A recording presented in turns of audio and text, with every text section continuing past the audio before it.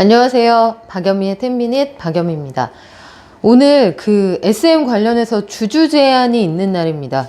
녹화일 기준으로 2월 16일이고요. 하이브 측, 그러니까 SM의 최대 주주였던 이수만 전 대표의 지분을 확보한 하이브가 새롭게 구성하고자 하는 SM의 경영진이 어떤 모습일까? 이게 오늘 공개가 됐거든요. 이수만 씨의 지분 14.8%를 사들여서 단숨에 SM의 최대 주주가 된 하이브, BTS의 소속사인 이 하이브가 구상하는 새로운 SM의 이사진, 면면은 어떨지 오늘 말씀을 드리겠습니다. 일단 7명의 사내외 이사와 1명의 감사를 선임하게 되는데, 사내 이사 후보로 추천한 인물들의 면면을 먼저 말씀을 드릴게요.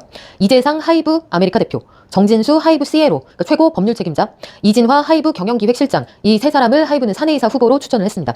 그리고 새로운 SM의 사회이사 후보로 추천한 인물들은 강남규 법무법인 가온의 대표 변호사, 홍순만 연세대학교 행정학과 교수, 또 임대웅 UN 환경계획 금융이니셔티브 한국 대표, 그 밖에 비상무이사 후보로는 박병무 BIG 파트너스 대표 파트너와 비상임 감사 후보로는 최규담 회계사를 추천을 했습니다.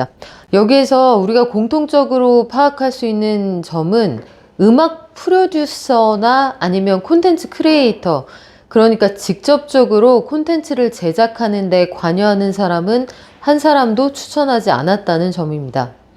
또 일각에서는 SM의 현재 스탭들 가운데 혹은 SM 출신인 어더워 레이블의 민희진 대표 등 SM과 관계 있는 인물들을 유화책으로서 좀 추천하지 않을까, 이런 주장도 하기는 했었는데, SM의 현재 경영진이나 관련된 인물은 전혀 포함되지 않았습니다. 일단 두 가지 측면에서 그렇다고 보는데요.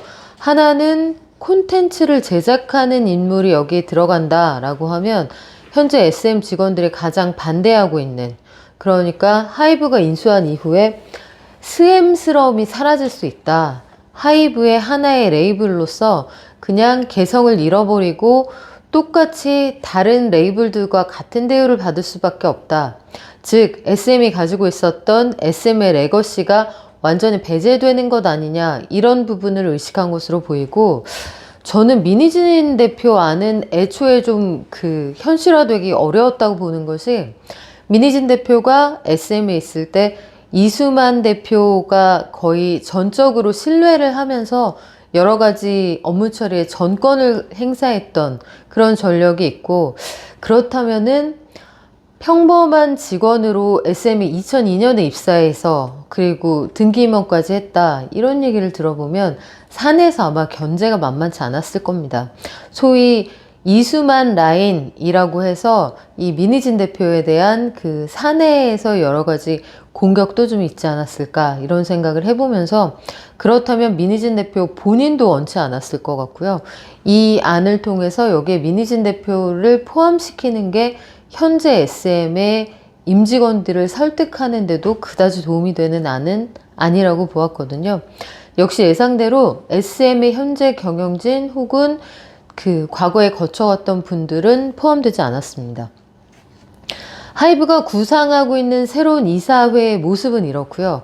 향후에 지금 소액주주들을 중심으로, 그리고 카카오, 얼라인 파트너스, 그리고 현재 경영진들을 위시한 이 새로운 SM을 추구하는 쪽의 요구사항들, 이런 것들이 선제적으로 얼마나 반영이 되어 있느냐, 이것도 확인을 좀 해봤는데, 하이브가 내놓은 주주 제안서, 그러니까 지배구조 개선에 대한 입장들도 여기에 포함이 되어 있습니다.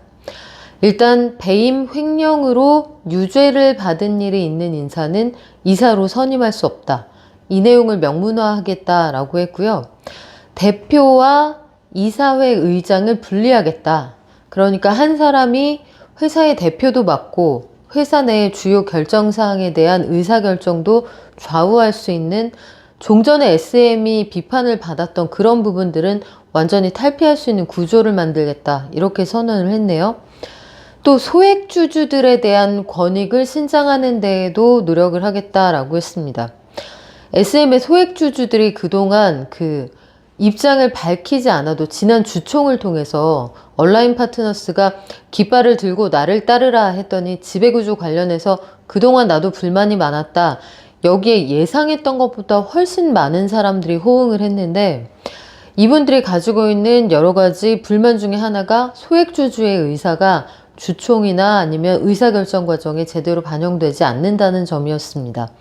그래서 하이브는 앞으로 소액주주들도 전자투표를 통해 주총에 적극 참여할 수 있도록 하겠다. 전자투표 제도는 기존에 이미 있었지만 회사가 채택하느냐 마느냐에 따라서 이게 사용될 수도 그렇지 않을 수도 있었거든요. 반드시 현장에 가지 않아도 의사 표현할 수 있는 길을 보장하겠다 이런 뜻이고요. 준법 지원을 할 수 있는 그 회사의 구조를 투명하게 운영할 수 있는 이런 부분들을 명문화하겠다 이렇게도 주주들에게 약속을 했습니다. 결국은 그 SM이 기존에 이수만 씨를 중심으로 한 그쪽 세력과 또 현재 경영을 맡고 있는 타경준, 이성수 두 공동대표 체제 사이에 그 이견이 가장 심했던 부분. 그러니까 1인이 소위 황제 경영을 한다라든지 아니면 투명하게 운영되지 않는다. 이런 부분에 공격받을 수 있는 여지를 없애겠다는 건데 앞으로 어떻게 될 거냐. 오늘 나온 이성수 대표 측의 일종의 폭로 영상 이런 것들도 쟁점이 될 것이라서 어떻게 될지 정말 한치 앞을 모르는 상황입니다. 오늘 오전에 현재 SM의 경영진인 이성수 대표가 개인 유튜브를 통해서 어떤 내용을 공개했느냐. 이수만 전 총괄 프로듀서 그리고 전 대표가 가지고 있었던 기형적인 수익 창출의 구조가 국내에서 매출의 6%씩을 떼어가던 라이크 기획만 있는 게 아니다. 홍콩에 세워놓은 CTP라고 하는 이 회사도 해외에서 사실상 라이크 기획 같은 역할을 했다. SM에 소위 빨대를 꽂고 있었다. 이런 주장이에요. 물론 이수만 씨 측이나 하이브 측의 입장도 들어봐야 하는데 그쪽은 공식적으로 이에 대한 입장을 아직 밝히지 않은 상태입니다. 뿐만 아니라 이성수 현재 SM 대표는 이수만 씨가 본인의 사육을 위해서 부동산 투자나 사업 투자의 성공을 위해서 카지노 투자를 좀 옹호할 수 있는 우호적인 환경을 만든다든지 이걸 위해서 유흥 또 대마의 합법화 이런 것들을 좀 추구한달지 이런 시도가 있었다라고 주장을 하고요. 인기 걸그룹 에스파의 노랫말에 나무 심기라는 가사를 넣어서 이걸 몽골과의 개발 사업 등에 활용하려고 했다 이런 주장까지도 펼치고 있습니다. 해당 아티스트들이 이걸 원치 않아서 굉장히 곤혹스러워 했다, 울먹이기도 했다 이런 얘기가 나오는데 다분히 이제 감성적인 호소를 하는 것이고 현재 아티스트들의 성장에도 이수만 전 대표가 나쁜 영향을 미쳤다 이런 부분들을 강조하는 것으로 보이는데요. 여론전이 한창이고 이제 이런 방식으로 이야기가 나오기 시작하면 정말 진흙탕 싸움이 벌어질 가능성이 있어 보입니다. 이런 상황에 사실 소액주주들 입장에서는 손해볼 게 없죠.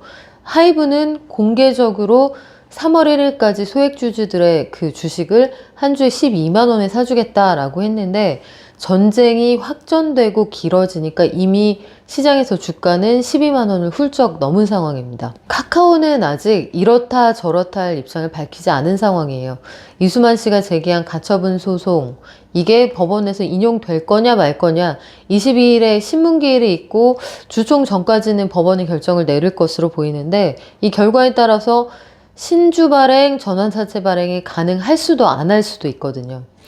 2대 주주가 되어서라도 SM의 IP를 활용할 수 있는 방안을 찾는 게 카카오에게 좋을 거냐, 하이브가 최대 주주 입장에서 그걸 허락할 거냐, 이건 아직 미지수고요.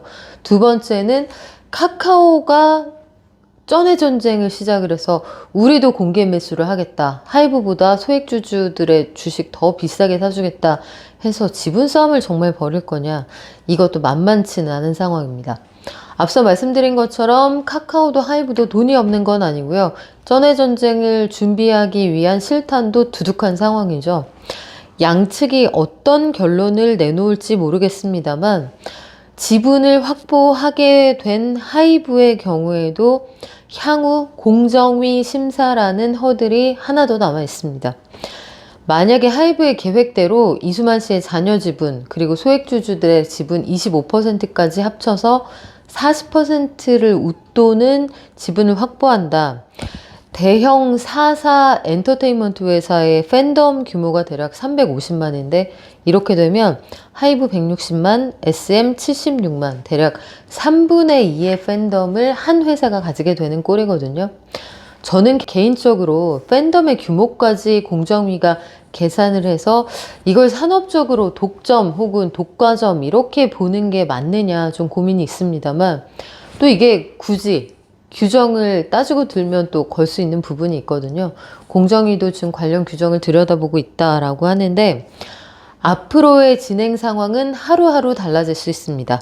그리고 SM의 새 대표, 이사회 의장 이런 후보들은 추후에 주주총회 끝나고 나서 첫 번째 이사회 안건으로 올라올 것으로 보이는데요.